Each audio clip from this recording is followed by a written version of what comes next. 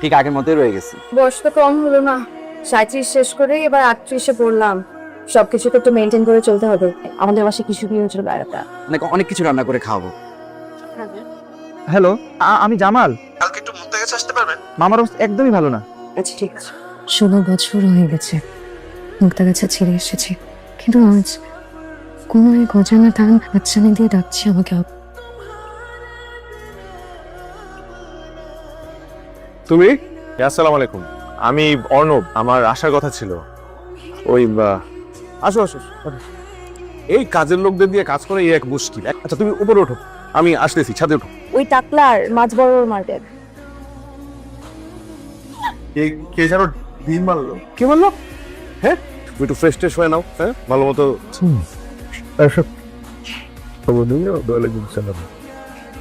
মামুনি, তোমার পুরো নাম কি? মোসাম্মদ রিমঝিম আক্তার। আমার আসলে ঘুমটা দেওয়ার অভ্যাস নেই তো।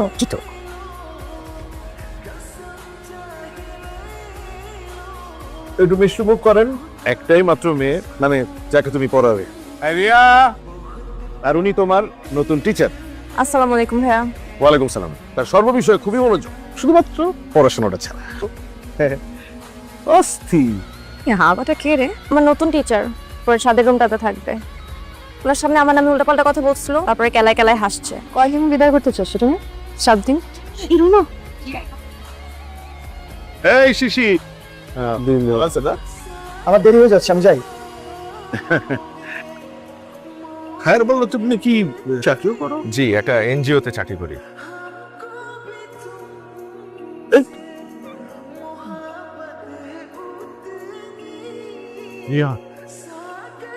আজকে তোমাকে পড়াতে আসবো সন্ধ্যায়। কিন্তু আপুর তো কিছুদিন পর বিয়ে, এখন আর পরে মন বসবে না। আমরা অল্প অল্প বলবো। আপনি এসএসসি তে কোন ডিভিশন পেয়েছিলেন? First division. তাহলে তো আপনি অনেক ভালো স্টুডেন্ট। আপনার চেহারা দেখে তো বোঝা যায় না। কেন, আমার চেহারায় কি থার্ড ডিভিশন লেখা? হিসাব বিজ্ঞান দিয়ে শুরু করব, কিন্তু তো টিচারকে জিজ্ঞেস কর চা বানিয়ে দিব কিনা। না না থাক, আমার না চাতে খুব অ্যালার্জি। থাক তাহলে, আপনার চা খেতে হবে না। গান করে কে? আরে অর্ণব ভাইয়া, আমার গলায় না ব্যান্ডের গানগুলো খুব মানাবে। গলা তো মিষ্টি বেশ।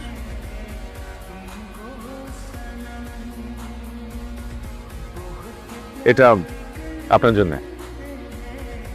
আপনি আমার অনুমতি ছাড়া আমার ছবি কেন আঁকলেন? আপনিও তো আমার অনুমতি ছাড়া আমাকে উকি মেরে দেখেন। আপনার গানের গলা অনেক সুন্দর, ব্যান্ডের গানগুলো আপনার গলায় খুব ভালো লাগে। আরে তুমি তো আমাদের ফ্যামিলিরই হয়ে গেছো এখন, আসো। এই যে লোক বাচ্চা। না, আমি তো চা খাই না। ওই দিন নাকি আপনার মাথায় কেউ একজন ডিম মেরেছে। চাচা ছিল তো, উনি দেখছে।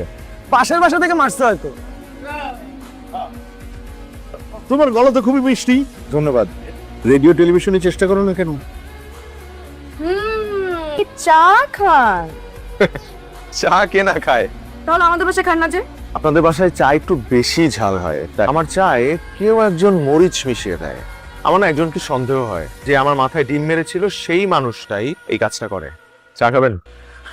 খাওয়া যায়। আমার হবু বর দেশে আসছে, প্রথম কথা তাই একটু নার্ভাস। দেখা না করে, কথা না বলেই বিয়ে? কোথায় থাকে জানেন? কোথায়? ইতালিতে। চলেন একসাথে যাই। আপনি মনে হয় খুব লজ্জা পাচ্ছেন। আপনার ছবি দেখলাম, আমার কিন্তু আপনাকে খুব পছন্দ হয়েছে। অনেক হ্যান্ডসাম। রাখি। ঠিক আছে। আমার একটা পছন্দের গান আছে, গাইতে পারবেন? অবশ্যই। আপনার কথা শুনে আমি আমার মতন করে কাল কথা বলছি। এখন আমাকে সবাই বলে আমি নাকি সজলের সাথে ভালো ব্যবহার করি না। সারা জীবন যার সাথে কাটাবেন, কাছে কেন নিজেকে লুকাবেন? আপনি যেমন সেভাবেই তার আপনাকে মেনে নিতে হবে, নাহলে কি বাকিটা জীবন অভিনয় করে যাবেন? আপনি কি সুন্দর করে বুঝছেন ব্যাপারটা। এই কারণে তো আপনার সাথে কথা বলে এত আরাম লাগে। ফ্রেন্ড, আজকে থেকে তাহলে আমরা ফ্রেন্ড।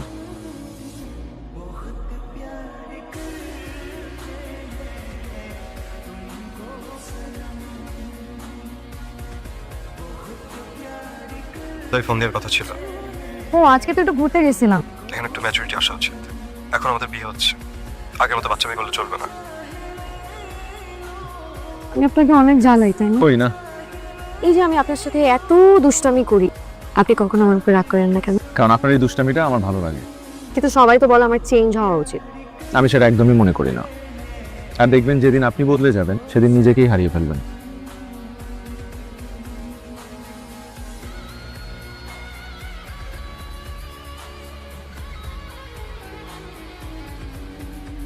স্বজন মনে হয় অর্ণব সাহেবের মতন হলে ভালোই হতো, তাই না?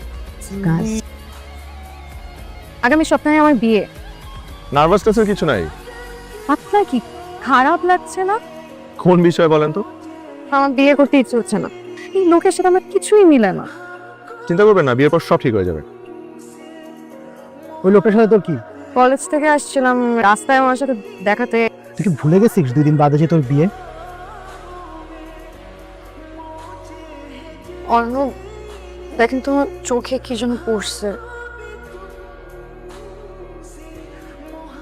না। কিছুই দেখেন না?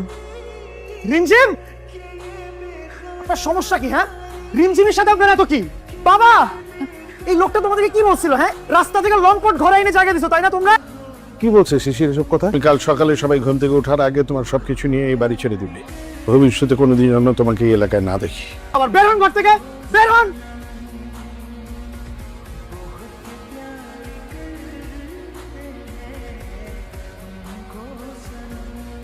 রাত 1টা বাজে, বাসায় যাও। ভাই, আপনার সাথে কিছু কথা আছে। আপনি চাকরির ব্যাপারে মিথ্যা বললেন কেন? আপনি কি আমাকে ভালোবাসেন? তোমাকে কখনো ওই চোখে দেখি নাই। কিন্তু আমি প্লিজ।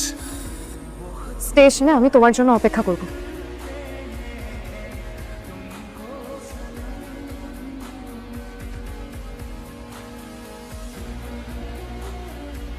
লোকটাকে আমার আগেই সন্দেহ হয়েছিল। গতকাল ওই ঘটনার পর আমি ওনার রুমে যাই। আমাকে নামও ভুল বলছে, ওর ঠিকানাও আমাদেরকে ভুল বলছে। খবর নেওয়ার পর আমি জানতে পারি ও একটা খুনের আসামি। এত কিছু নিজে একা একা ঘটিয়েছিস, আমাদেরকে কিছু বলিস না? এত কিছুর পরেও রিমঝিমকে বিয়ে করতে রাজি আছে। কয়টা দিন সময় দরকার। বিয়ের পর পড়াশোনা চালিয়ে যেতে চাই। ঠিক আছে, খায় না।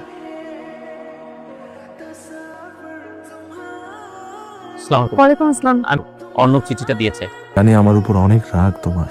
একজন খুনিকে বন্ধু বানিয়েছো, ক্ষমা করতেও পারবে না কখনো আমাকে। কিন্তু আমি ইচ্ছে করে কিছুই করিনি। না খুনটা আমি করেছি, না তোমাকে কষ্ট দিতে চেয়েছি। আমার বন্ধু রাসেল আর সুমনের মধ্যেই প্রায় ঝগড়া হতো। এদিন হঠাৎ রাসেল একটা ছুরি নিয়ে সুমনকে মারতে আসে। আমি কতটা পছন্দ করি। আমি ওরে বুঝাই কইতেছি। সবাই এসে আমাকে দেখে আর আমার নামে খুনের মামলা হয়। কিন্তু আমি তোমাকে শুধু বন্ধু হিসেবে দেখেছি। যেখানে থাকো ভালো থেকো।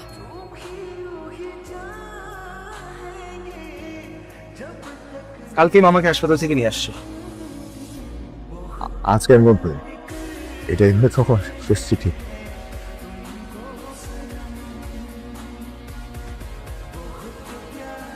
এই চিঠিটা রিমঝিমকে দিবে। হাতে কি চিঠি? জি মাপুর আমাকে দে।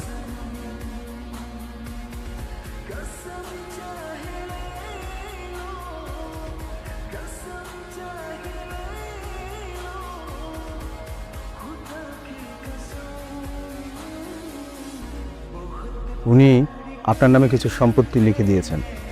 এসব কিছু তো আমি কখনোই চাইনি।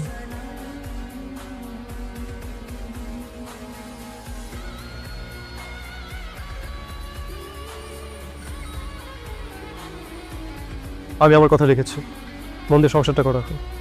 এবার আমি না করতে পারিনি, সে সত্যি ছিল না। আমি এইভাবে আর বসে থাকতে চাই না, ভার্সিটিতে যেতে চাই। 2 দিন পর পর তোমার এই একই কথা শুনতে আমার ভালো লাগে না রিমজি। কালকে আমার বন্যা আসবে, কি বাজার লাগবে আমাকে জানিও। সিদ্ধান্ত নিলাম, হার মানব না।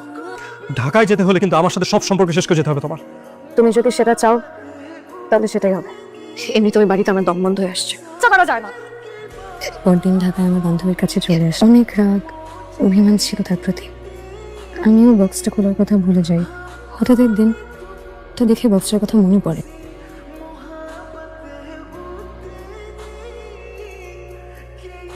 সারা জীবন তোমার উপর আমি অনেক মানসিক অত্যাচার করি। আমি এমন একটা কাজ করেছি যেটার জন্য হয়তো তুমি কখনোই ক্ষমা করতে পারবে না। আমাদের বিয়ের দিন অর্ণবের একটা চিঠি আসছে, বক্সের ভেতর চিঠিটা আছে। আজ সন্ধ্যায় জেলা সাহেব এসে আমাকে জানায় বন্ধুটি সরাসরি খুনের সাথে জড়িত, সে পুলিশের হাতে ধরা পড়েছে। আগামী 25 তারিখ উচ্চ আদালত চূড়ান্ত রায় দেবে। আমার জীবনের সব অপ্রাপ্তির ভিড়ে একটাই প্রাপ্তি, যেদিন তুমি আমাকে জড়িয়ে ধরে বলেছিলে তুমি আমাকে ভালোবাসো, আমিও তোমাকে ভালোবাসি। পারবে কি থামিয়ে দিতে পুরো পৃথিবীটা 10 দিনের জন্য? উনি কি এখনো বেঁচে আছে জানি না। আর সামনের দিকে আপনার নাম কি রিমঝিম?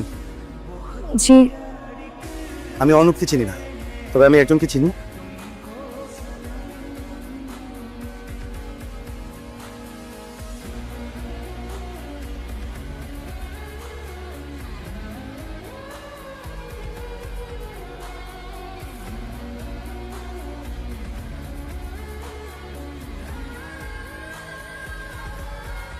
তোমার চিঠিটা 2 দিন আগে পেয়েছি। একটা চিঠি যেতে 18টা বছর লেগে গেল। জেল থেকে বের হওয়ার পর শুনি তোমার বিয়ে হয়ে গেছে। চাই আর তোমাকে বিরক্ত করতে চাইনি। এটাই ছিল আমার বেঁচে